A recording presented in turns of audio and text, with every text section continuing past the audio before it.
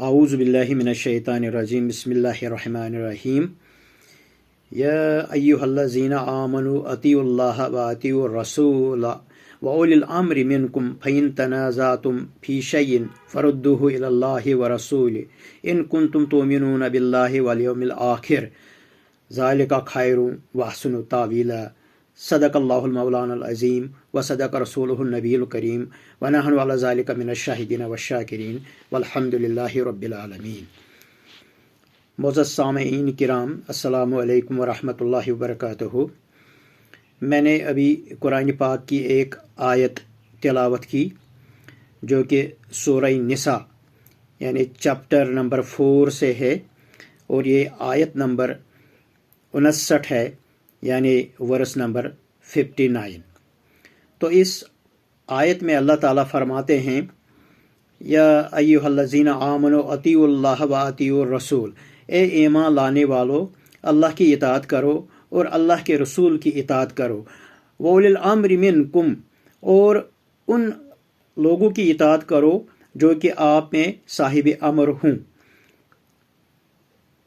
وَأُولِي الْأَمْرِ مِنْكُمْ فَإِن تَنَازَعْتُمْ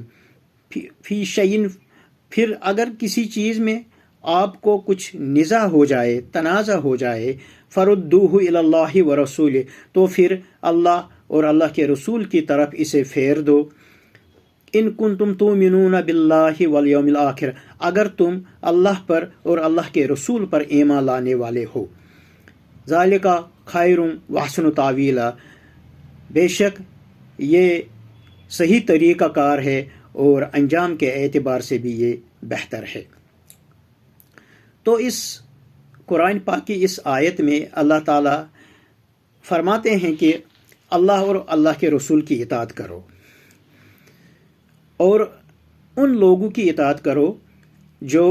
آپ میں سے صاحب امر ہوں، یعنی آپ کے معاملات کے سربراہ کار ہوں، جو آپ کو وقتاً فوقتاً حکم دیتے ہیں کہ کیا کرنا ہے کیا نہیں کرنا ہے، ان کی بھی اطاعت کرو۔ لیکن ساتھ ہی یہ فرمایا گیا کہ اگر کچھ نزاع ہو جائے یعنی تنازع ہو جائے، یعنی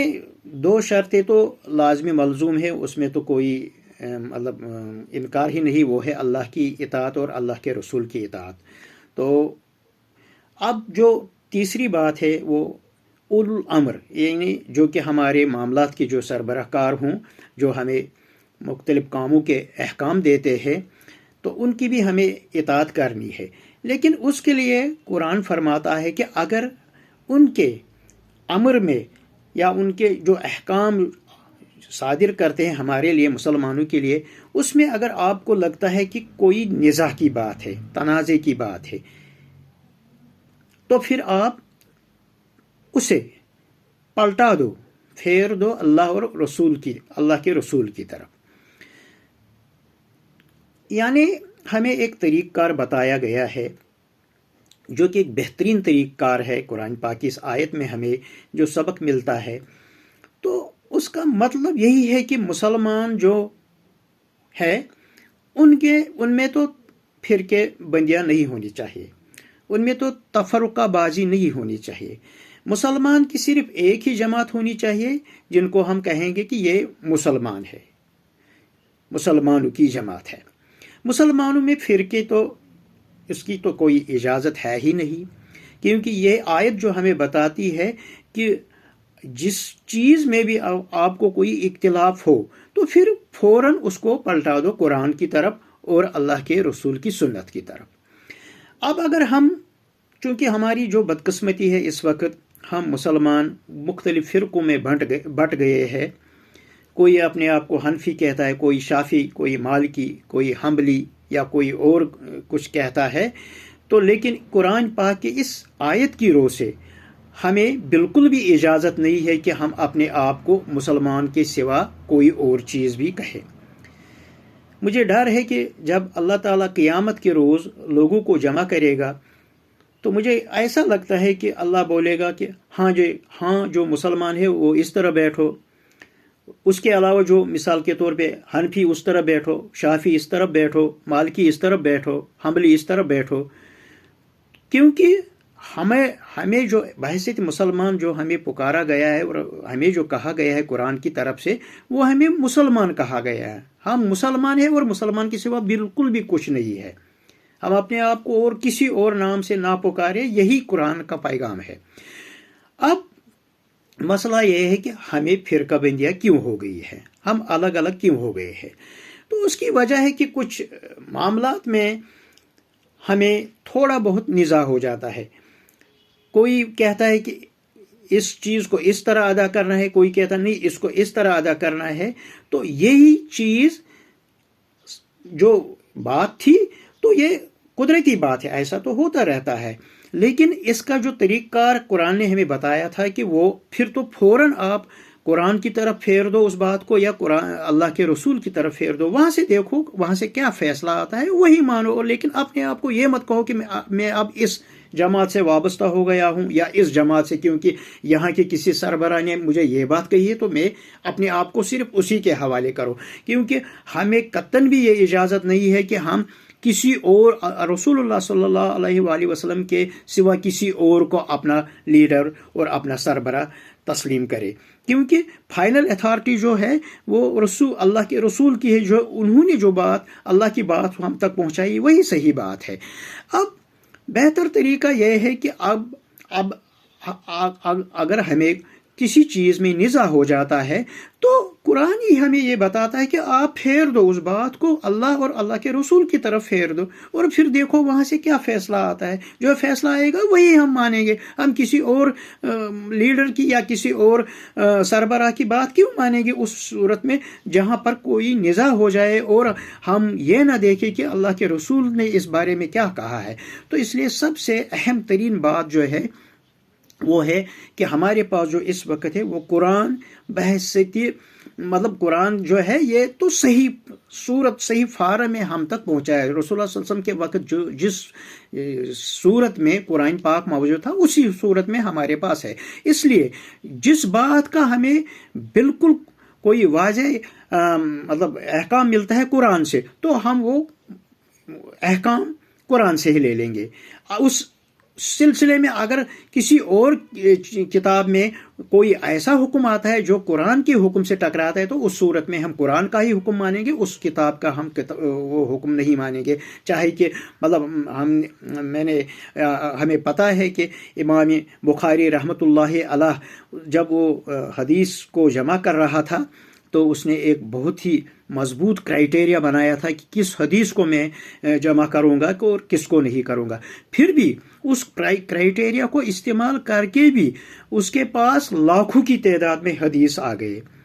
لیکن پھر جو احادیث پاک اس نے اپنی کتاب بخاری شریف میں جمع کیا وہ کچھ ہزار کی تعداد میں ہے. تو یہ باقی احادیث کہاں سے آ گئے؟ تو اس بارے میں نے ایک کتاب پڑھی ہے، اس میں میں نے پڑھا ہے کہ یہودی جب اسلام کے خلاف مختلف سازشیں کر رہے تھے کہ کسی طریقے سے ہم اسلام کے مشن کو نعوذ باللہ ناکام کرے، تو وہ اس چیز کو نہیں کر پا رہے تھے. تو پھر انہوں نے غلط روایات بنانی شروع کی اور ان کو یہ مشہور کرایا کہ یہ روایات رسول اللہ صلی اللہ علیہ وسلم کی طرف ان کو منسوب کیا. تو اس لیے سیدھی سی بات ہے کہ احادیثوں میں مکسنگ ہو گئی ہے، کچھ غلط چیزیں بھی ان میں درج کی گئی ہے. تو جس طریقے سے کہ ہمیں پتہ ہے کہ ہم کہتے ہیں کبھی یہ حدیث قوی ہے، یہ حدیث ضعیف ہے. تو اس لیے احادیث کا جو ہمارے پاس موجود ہے ان میں بھی کوالٹی کے لحاظ سے پرابلم ہے. لیکن یہاں پر اگر ہمیں کسی بھی جگہ نزاع ہو جاتا ہے تو ہم اس وقت قرآن کے احکامات کو ہی زیادہ